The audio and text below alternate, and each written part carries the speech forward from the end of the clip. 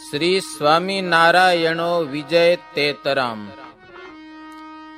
सद्गुरु श्री वैष्णवानंद स्वामी कृत श्री पुरुषोत्तम विवाह।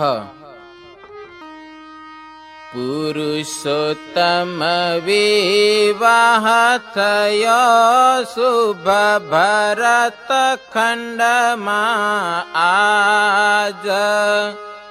जीवय बड़ा जानकी ने वरवाते श्री महाराज। मंडप रचवा मोकल्यायुद्धवतणो अवतार। रामानंद स्वामी रूप थई विचर्याते भूमि मोझार। भरत खंड भूमि जोई सर्वे पवित्र पश्चिम देश। मंडप प्रारंभियो उद्धव मुनिवर वेश।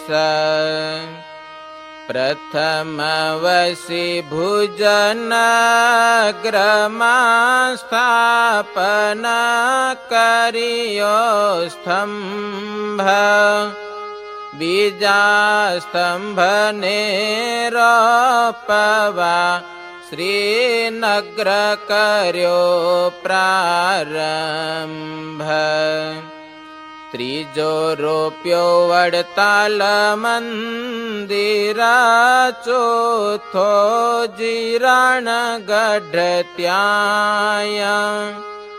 पांचमो गढ़पुर स्थापियो। छठो ते मूड़ी माया। धवलपुर वैराटयादिक स्थापिया। स्तंभ 8 कहे वैष्णवानंद मंडपते। विवाह नो कहूँ ठाठ।